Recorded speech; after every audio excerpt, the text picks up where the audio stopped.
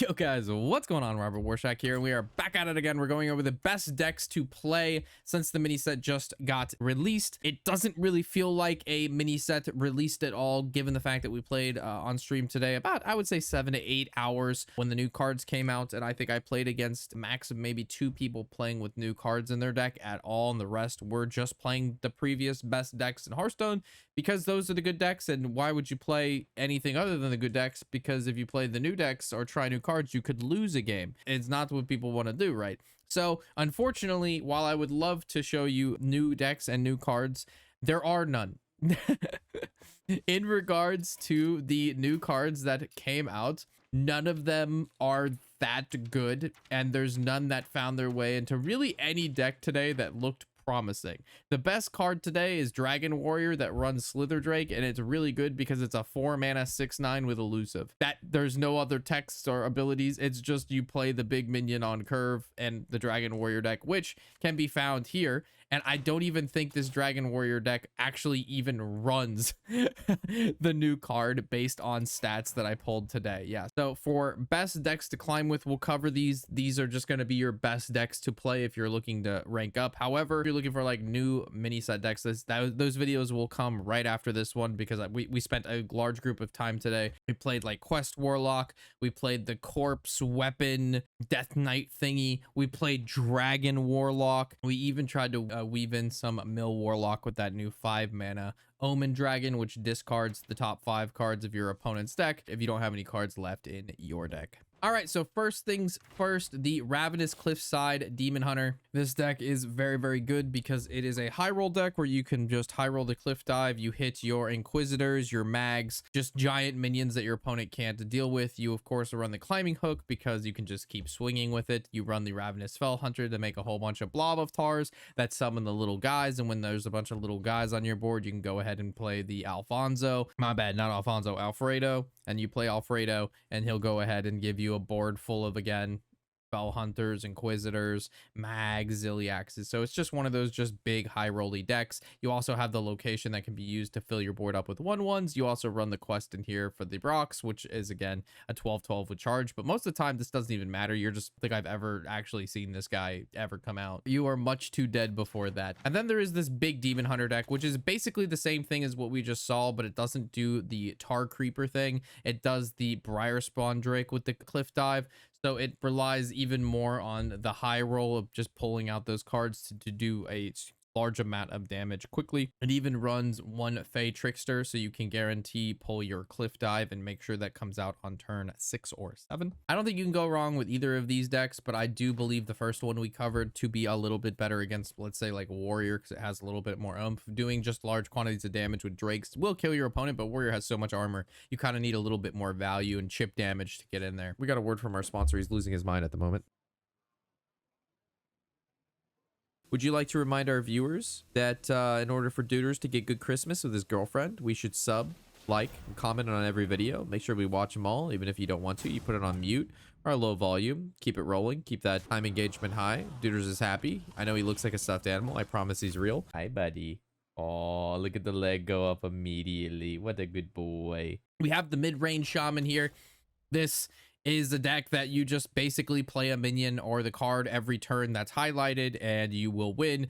Hagatha is a hell of a drug. Turbulus is a hell of a drug. You combo that with Shudder, Wish Upon a Star from the Battlecry minions. You juice a bunch of stuff. You have Alakir, you have Ziliax, you've got Nomella, you got Flowels, you have the new High King, which does a ton of damage. The deck just absolutely obliterates in damage and value. This was, I believe, one of the most brought decks to Worlds this past year, and almost every player played it. I would say if you're a new to intermediate player looking for absolutely easy ranks, this is going to be your best bet. Moving on down to Dragon Warrior, this is a little bit newer inclusion to the top spots in the game.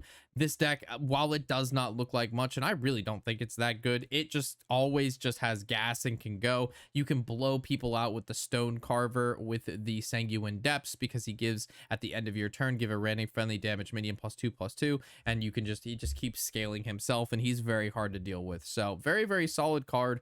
The deck just can do things all the time, very similar to the shaman deck. There's not very many spells, so generally you're just playing a minion every turn and going face or making good value trades on board. There was a few people, like, I don't know why, arguing with me, but that this card is good. As you can see, in almost every single warrior deck that is good does not run this card. I don't know why some guy had to crash out the last time I made the best decks video and included Dragon Warrior, and it like he lost his fucking mind because I said this wasn't good. He's like, it's so good, it's a win condition on its own, and it makes the fuck card's fucking trash, bro. We've got the BBU Control Death Knight. There are so many renditions of Death Knight and versions of Control Death Knight. Some of them run 1 corpse explosion, some of them run 2.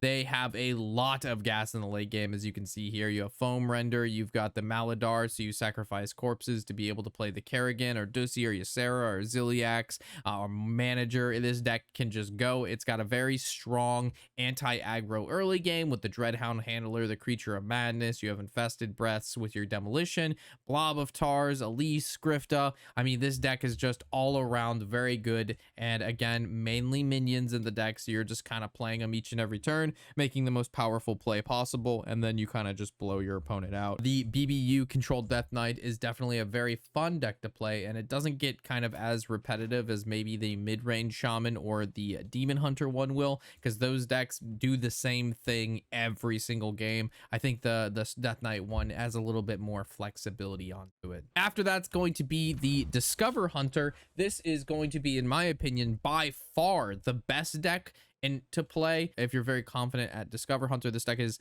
very, while it is not, I wouldn't say difficult to play, there are a lot of turns that require a lot of cards being played in the proper order. So with a deck like this, there's a lot of room for mistakes and player like mishaps, while like the Shaman deck, you know, on turn 5 you have like 1 possible choice, 2 choices. On turn 6 you have like 1 choice, right? With a deck like this, you'll have like 20 different plays you can make in a single turn, and figuring out which play is the best and setting up for OTKs, because this deck really sets up for OTKs on stuff like Warrior. You've got to know how to navigate it. So if you're looking to challenge yourself with a really tough deck to master, and it's very powerful, and this again was, I believe, the top banned deck at Hearthstone Worlds this past time around, like a month ago. This was banned by like 90% of players every game, even though it's like middle of tier B. It's not because the deck isn't a tier S deck, it's because it's generally not played. You know, not everybody playing this deck is a top 100 legend player, so there's tons of mistakes being made. But yeah, this deck very good. I really do not like playing against it, because a good Discover Hunter player is just this deck is disgusting. I don't know how this hasn't gotten nerfed yet. With that, it's really sad to see that there was no like standout day 1 decks from the mini sets. There's a couple reasons for this. I guess I could dive in. Generally, a ladder will just play whatever the best decks are on the first couple days of a new expansion or mini set, because they don't want to play unrefined decks and lose as much, right? So what is the quote, like, get wild, the picking's easy or something? So if you just slap, you know, mid-range Shaman and all of your, I wouldn't say all, but like a good portion of your opponents, like 25% of the games, right, they're playing new stuff and the deck's unrefined and the deck's not good, they're trying to play like Quest Warlock or something, right? You're just gonna run them over. Like 25% of your games you're just winning. So like players love to take advantage of that when new mini sets and expansions drop. Also, just the power level of this new mini set is very low, and that's because we are 2 months away from our core rotation, which I'll probably make a separate video on very soon, going over like the expansions and the mini sets leaving, and then like the effect that has on the meta. But yeah, 3 of the most powerful sets and the most brought cards in decks right now are coming from the 3 expansions that are rotating in 2 months.